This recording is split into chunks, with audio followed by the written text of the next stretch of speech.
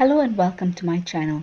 I'm Angela Brennan and today I'm bringing you Spellbinders December 2024 Glimmer Hot Foil Kit of the Month, Friendship is Everything. The kit comprises one glimmer plate of flowers and a coordinating die to die cut the edges of that image, which can be used to die cut partially. And then you've got two sentiments, and the sentiments come with coordinating dies as well. And it also comes with a tube of hot foil, and this month's tube of hot foil is called Matte Gold. I start off by cutting off the foil that is big enough to cover the flower, the glimmer plate. And I use the Hammermill card, which is a nice card of good weight and most importantly very smooth.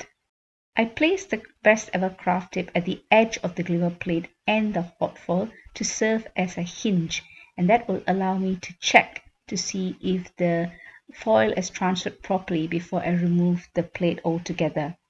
I use the best ever craft tape. I place it onto my skin so it's not too sticky and will not destroy the card when the tape is removed.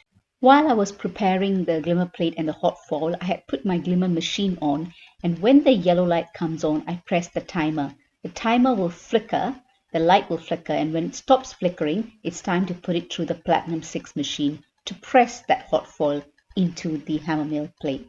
And see, now when I'm checking it, I'm going to first remove the smaller best ever craft tapes to check whether the foil is transferred adequately onto the Hammermill card. If it hasn't, I can always put it back together because the plate will be in good place. There you go. It's transferred beautifully and you can see the image so clearly. Because it's transferred so well without any overfoiling, which means the negative image on the leftover foil is still good. So I can use it later on and I'll show you what I do. I use the coordinating die to die cut the edges of that image. Next, I hot foil the 2 sentiments that came with the Glimmer Hot Foil Kit of the Month, and I use the same method, a hinge on one side and a smaller tape on the other side, just to check whether the foiling has gone well. Here I've got a little bit of overfoiling. Don't worry when it's slightly overfoiled. You can see slight overfoiling here. All you need to do is use a soft rubber eraser and gently rub it on the areas that are overfoiled, and the overfoiling will come off easily. So not much of a hassle, and there you go, you've got a beautifully foiled sentiments there. And now I will use the coordinating dies that comes with the kit and die cut it. I like getting sentiments with coordinating dies. It means I can die cut extra layers and then layer it up for some dimension. That's really ideal.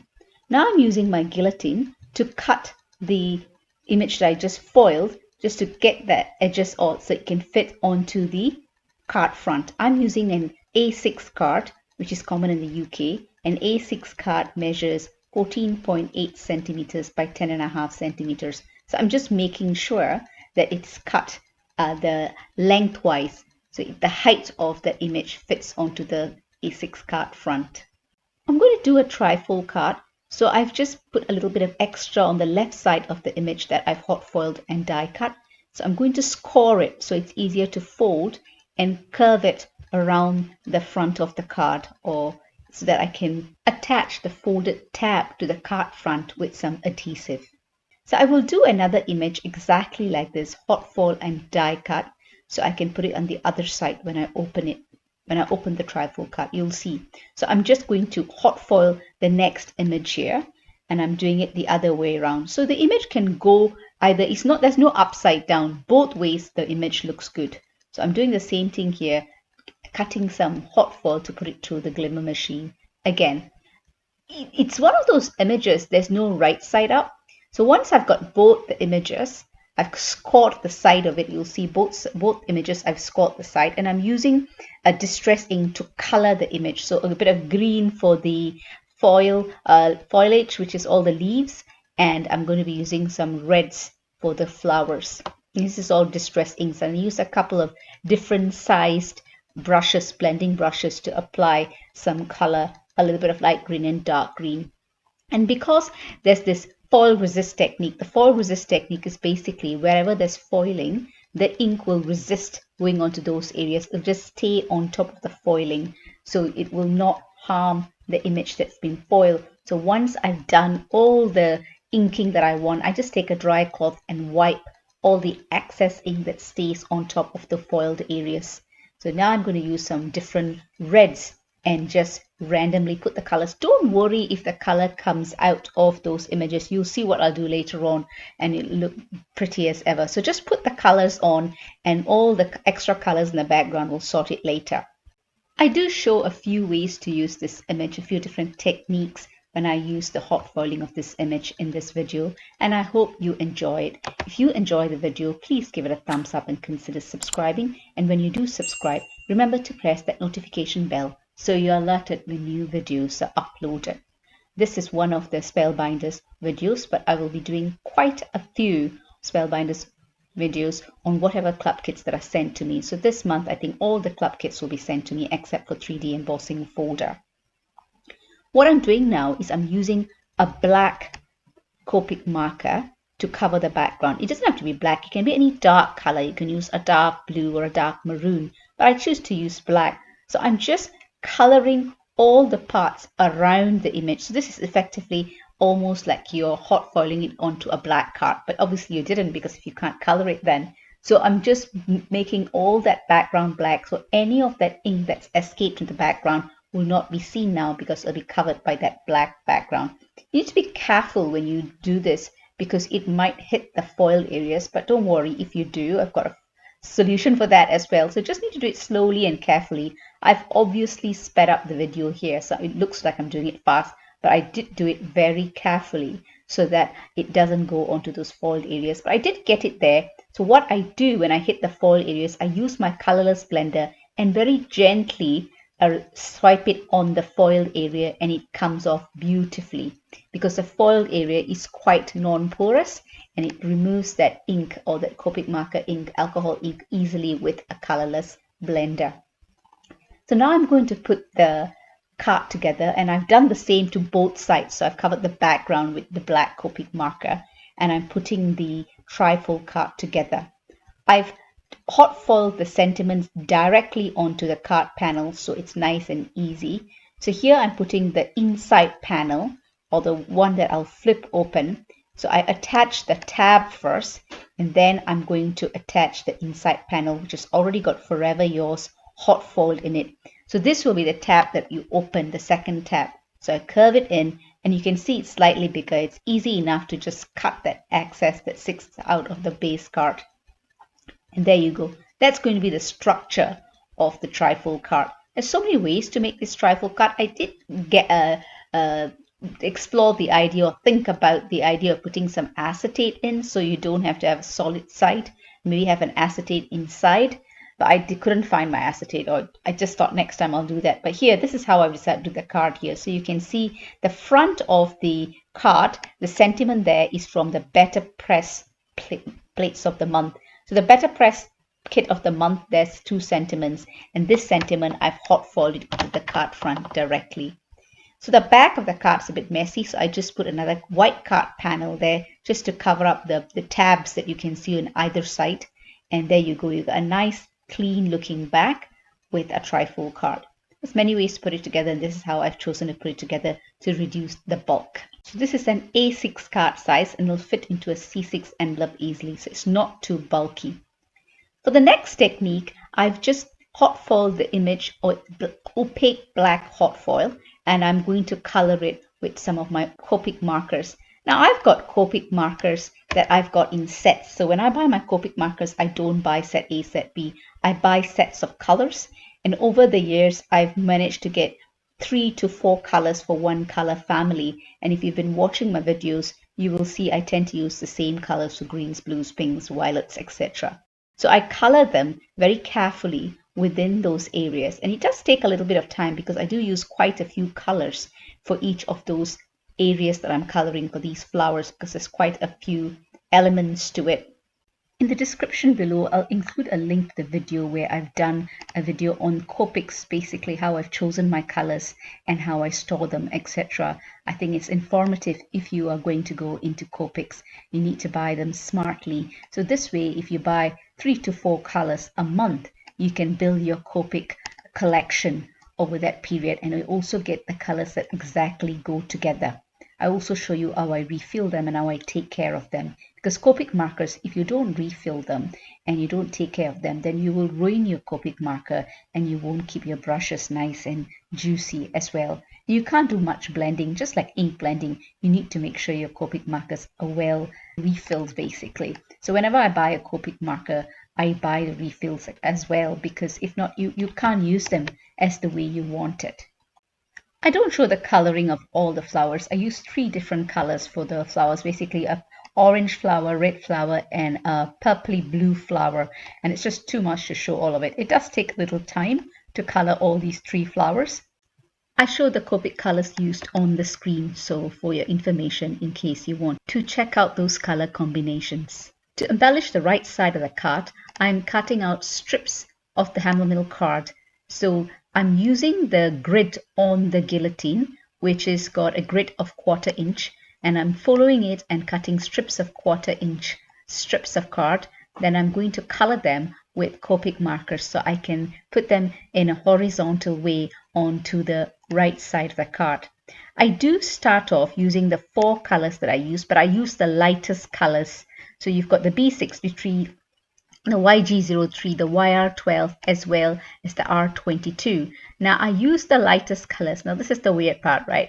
I use the lightest colors and I put strips of them. So you don't need all the strips to be the same length, because you're going to cover the left side of the card, the bulk of it, with that hot foiled die cut and colored image. So you just need to do the rest of the side of the right side of the card, and I've put some adhesive, double-sided adhesive, and I'm going to start layering it. So just put it right next to each other. You just need to tilt the edge a bit and make sure it just goes nice and snug against the next card or the strip above it. So I've got a little bit of a pencil indication of where that die cut image ends, which is why you can see I'm putting it just not all the way through the waist of my strips.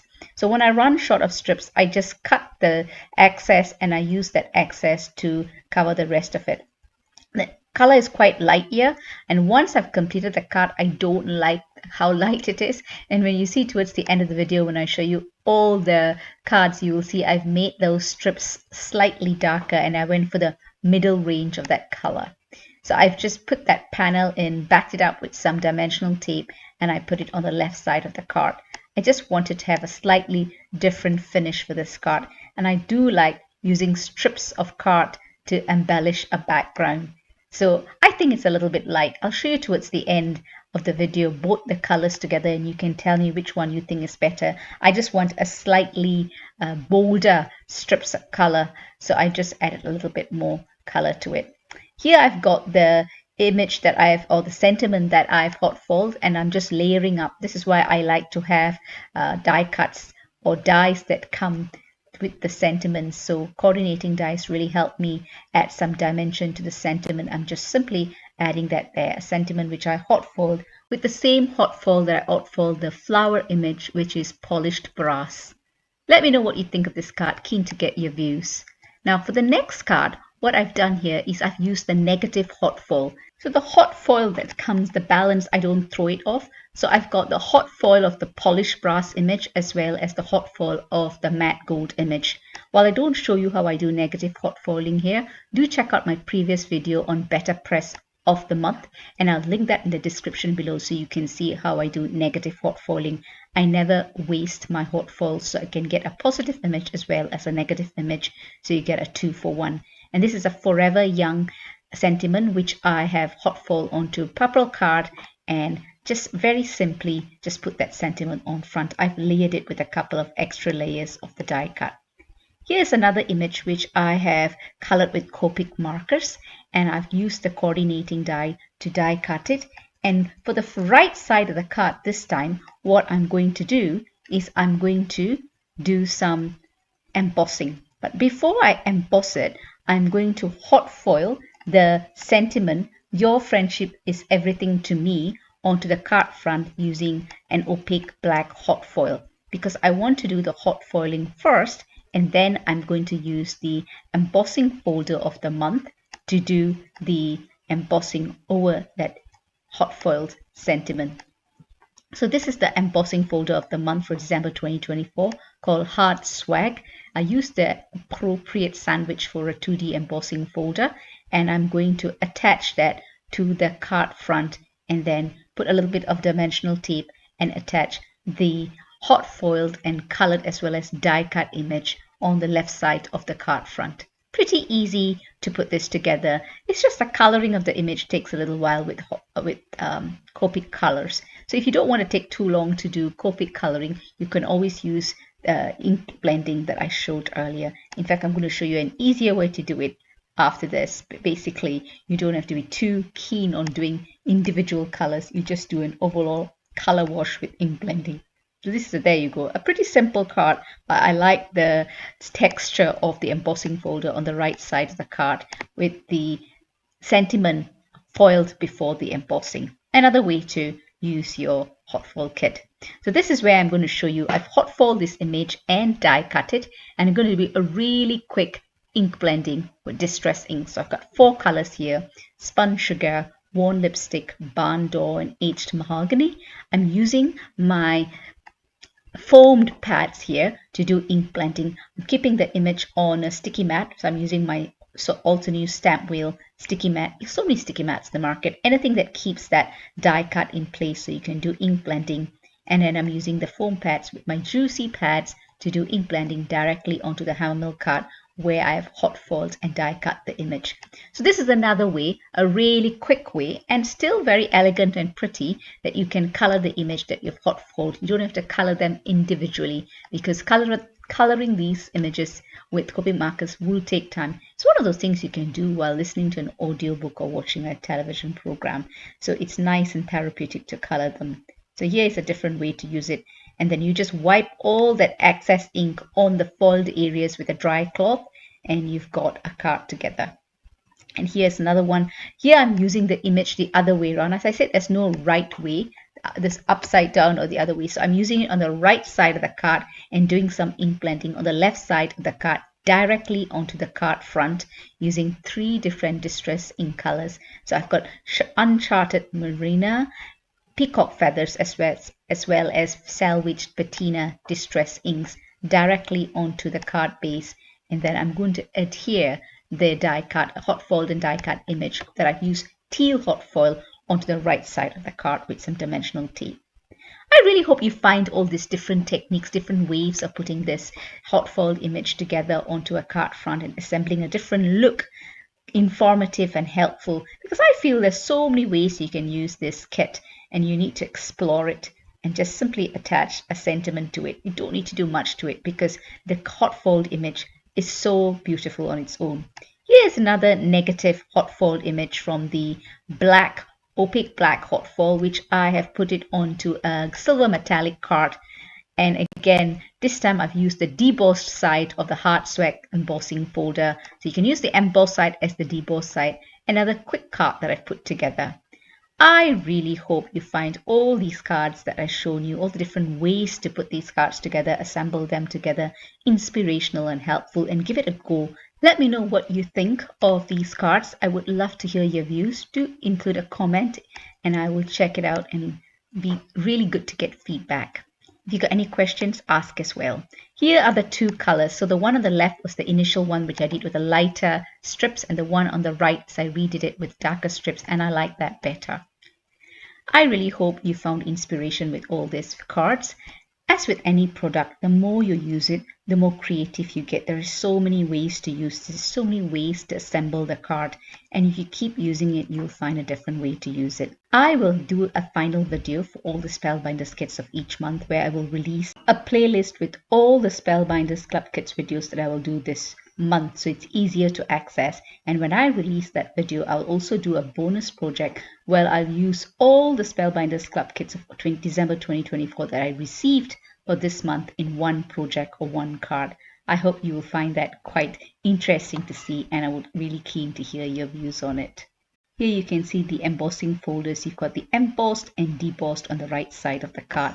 There's a couple of ways, and I'll have a separate video just focusing on the embossing folder techniques, which I love doing. Embossing folder techniques are the best and really quick to achieve as well. Here are all the 7 cards I've made, and here are close-up pictures of the cards that I've made. Do let me know what you think. Thank you so much for stopping by. All the products I've used are listed in the description below. Spellbinders Club Kits of the month can be ordered from the 6th to the 27th of each month, so do check out the links below to get your club kits. Thank you so much for stopping by. I really appreciate your comments, your likes, and your subscriptions. Thank you and happy crafting. I'll catch you at my next video. Take care.